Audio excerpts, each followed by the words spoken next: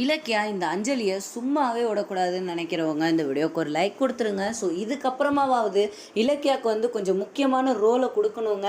So இப்போது அந்த அஞ்சலி, SSK, அப்புறமா அந்த தாட்சாயினி, ஸோ அவங்க நினச்சதே நடந்துக்கிட்டு இருக்கு. ஸோ அவங்களுக்கு ரிப்பீட் அடிக்கிற மாதிரி நம்ம இலக்கியா ஏதாவது பண்ணுவாங்களா மாட்டாங்களா? அண்ட் எஸ்எஸ்கேவும் தாட்சாயினியும் நினச்ச மாதிரி எல்லாமே பக்காவாக நடந்துக்கிட்டு இருக்குங்க. ஸோ இப்போ கௌதமை போலீஸ் அரெஸ்ட் பண்ணுமா அரெஸ்ட் பண்ணாதா? ஸோ இதெல்லாம் தாங்க அடுத்தடுத்து ரொம்ப இன்ட்ரெஸ்டிங்காகவே காட்டியிருக்காங்க.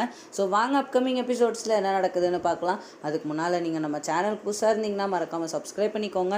அப்படியே பக்கத்தில் உள்ள பெல் பட்டனையும் அமுக்கிட்டுக்கோங்க. பிடிச்சிருந்தா லைக் கொடுங்க. வாங்க இப்போ வீடியோக்குள்ளே போகலாம். ஸோ இப்போ பார்த்தீங்கன்னா நம்ம இலக்கியா இருக்காங்க பார்த்தீங்களாங்க.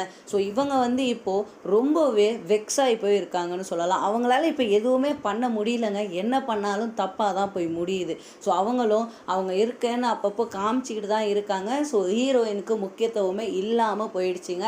அந்த வில்லன் எஸ்எஸ்கே, தாட்சாயினி, அஞ்சலி, ஸோ இவங்களுக்கு எல்லாத்துக்கும் ரொம்ப இம்பார்ட்டன்ஸ் கொடுக்குற மாதிரியே தெரியுது.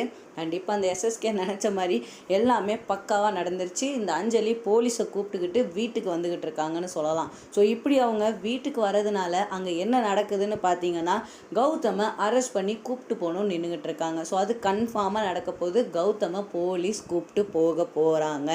ஏன்னு பார்த்துக்கிட்டிங்கன்னா, ஸோ இப்போது உள்ளே இருக்கிற கார்த்திக்குமே என்னை கடத்திட்டு வந்துட்டாங்கன்னு தான் சொல்லிக்கிட்டு இருக்காரே தவிர்த்துட்டு, ஸோ இவங்க நம்ம மேலே இருக்கிற ஒரு அக்கறைனால தான் இங்கே கூப்பிட்டு வந்து வச்சுருக்காங்க. ஸோ இதுக்கப்புறமா இவங்களை நான் இங்கேருந்து அனுப்ப மாட்டேன்னு சொல்லிட்டு கௌதம் இருக்கார். ஆனால் அவர் வந்து இவனை ஜெயிலில் பிடிச்சி கொடுக்கறதுக்கு கூட தயங்க மாட்டாங்கன்னு சொல்லலாங்க. ஸோ இப்படி ஜெயிலுக்கு அமுச்சிட்டா ஈஸியாக இந்த சொத்து எல்லாமே கார்த்திக் பேருக்கு வந்துடும் அப்படின்னு ஏமாற்றி வச்சுருக்காங்க.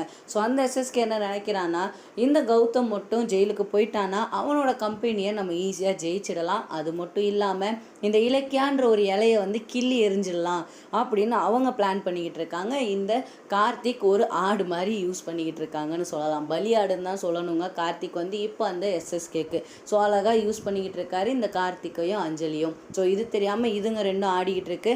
ஸோ இலக்கியா இதுக்கப்புறமாவது அந்த கௌதமை காப்பாற்றுறதுக்கு, இந்த குடும்பத்தை திரும்பவும் பழைய நிலைமைக்கு கொண்டு வரதுக்கு ஏதாவது செய்யணும்னு நினைக்கிறவங்க இந்த வீடியோக்கு ஒரு லைக் அண்ட் கமெண்ட் கொடுத்துருங்க. ஸோ ஓகே ஃப்ரெண்ட்ஸ், இந்த மாதிரி சீரியல் அப்டேட்ஸ் தெரிஞ்சுக்கிறதுக்கு மறக்காமல் நம்ம சேனலை சப்ஸ்கிரைப் பண்ணிக்கோங்க.